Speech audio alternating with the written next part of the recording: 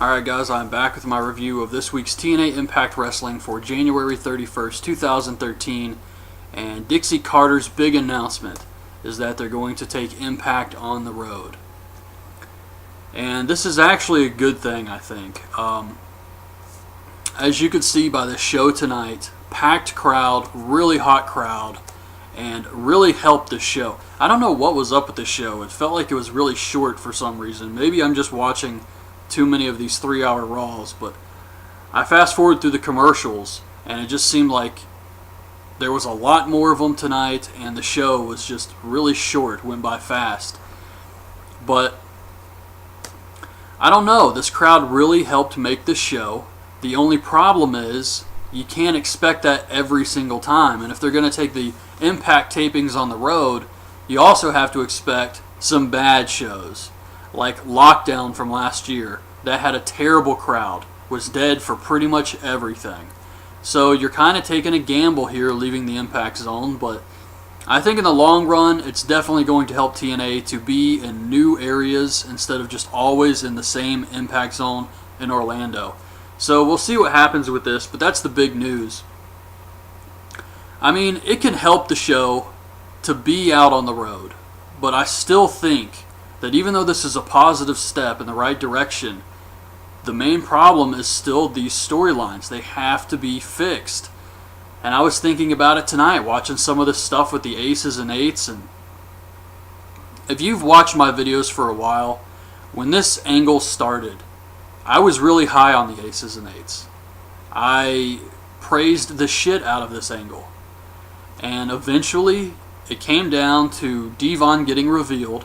And I was like, oh boy, this does not look good. And I was still okay with it. You know, I thought maybe they were just going to reveal him first because he is a known name.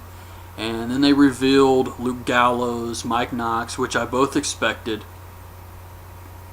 And they booked them to look like absolute crap.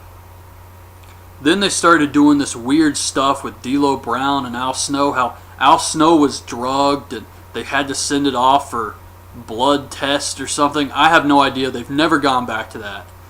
And then, of course, Taz gets revealed. Someone who can't wrestle, won't be taking any bumps. And that was just like it. That pretty much killed the angle for me. And then you have tonight, where Garrett Bischoff and Wes Briscoe have joined the Aces and Eights. They've been in on this all along, I guess. I don't know. Maybe they have, maybe they haven't. I guess they have, because we did have that one pay-per-view match where Wes Briscoe saved Luke Gallows from Kurt Angle. But yeah, I don't know. This is just two guys no one cares about. Two guys who have been booked to look like young rookies who suck have joined the Aces and Eights. And the Aces looked really weak on this show. So I really think the main problem in TNA right now is just straight up the storylines. Taking the show on the road is a positive step for TNA, but if the people do not care, you're going to get crowds like you had at Lockdown last year. And then what's the point? So we'll see what happens. Anyways, the show starts off with Kazarian and Christopher Daniels coming out dressed as Mel Gibson from Braveheart. They talk about Hardy's face paint being toxic, how Daniels will get another title shot and he will become king.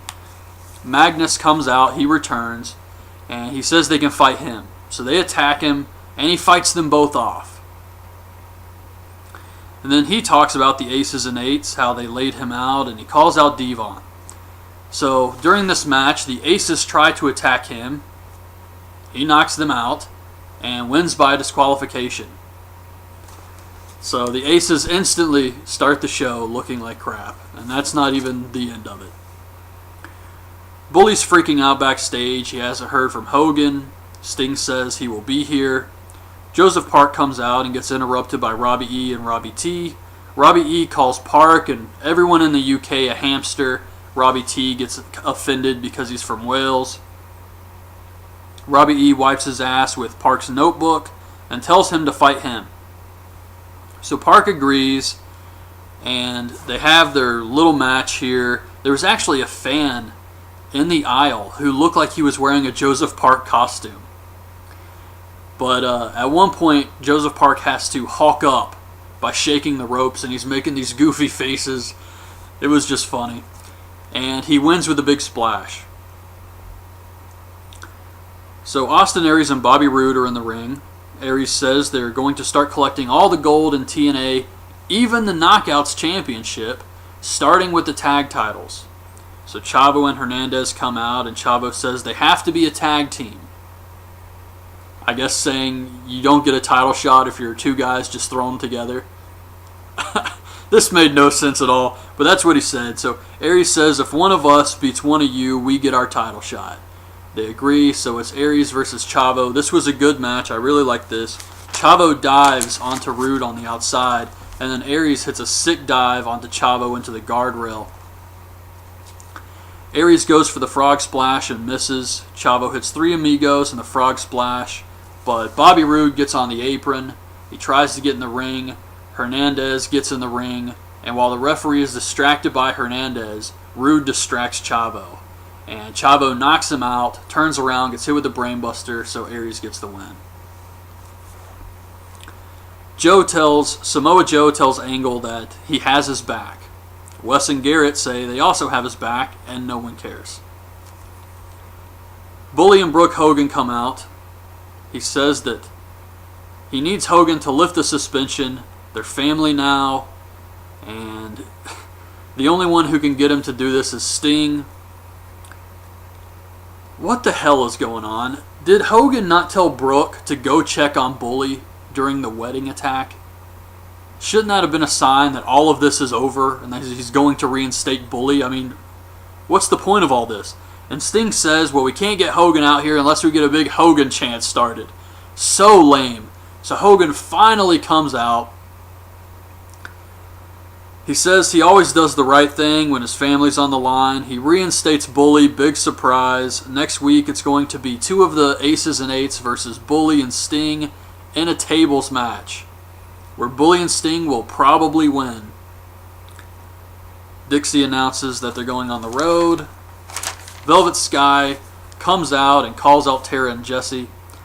And she says that she has her own partner, and it's James Storm.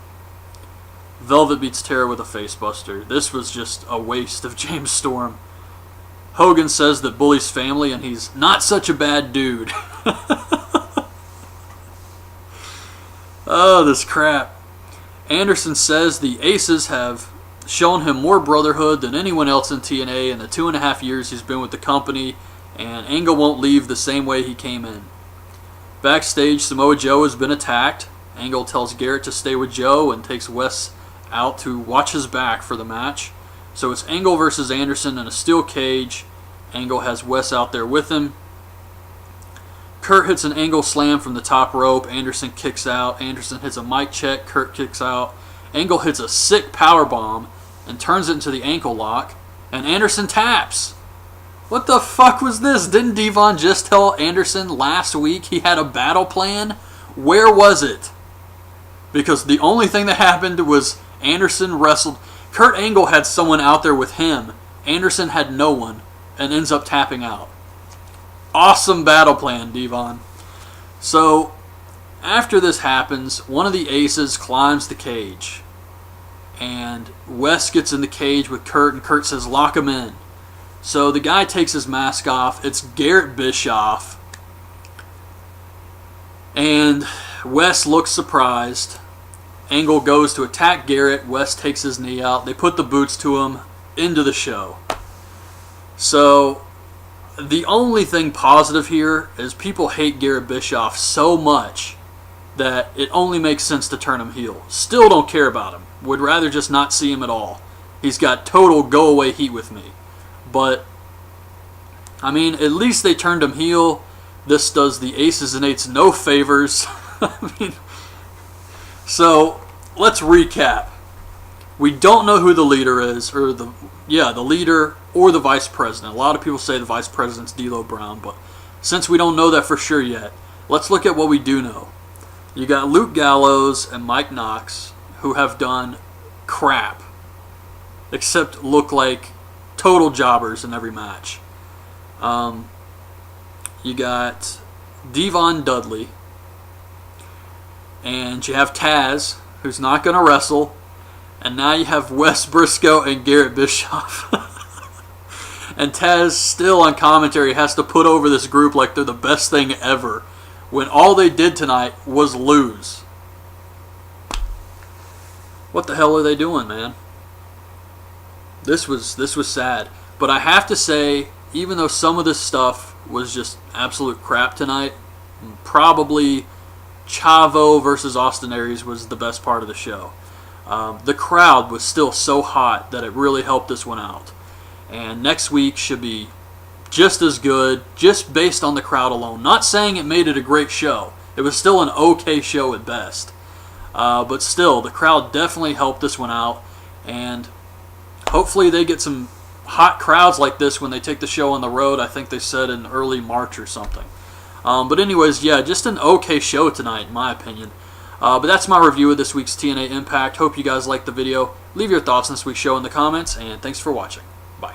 Watching too many of these 3-hour Raws, but I fast forward through the commercials, and it just seemed like there was a lot more of them tonight, and the show was just really short, went by fast. But I don't know, this crowd really helped make this show. The only problem is you can't expect that every single time, and if they're going to take the Impact tapings on the road, you also have to expect some bad shows, like Lockdown from... Alright guys, I'm back with my review of this week's TNA Impact Wrestling for January 31st, 2013, and Dixie Carter's big announcement is that they're going to take Impact on the road. And this is actually a good thing, I think. As you can see by the show tonight, packed crowd, really hot crowd, and really helped the show. I don't know what was up with the show. It felt like it was really short for some reason. Maybe I'm just one last year that had a terrible crowd, was dead for pretty much everything. So you're kind of taking a gamble here leaving the Impact Zone, but I think in the long run it's definitely going to help TNA to be in new areas and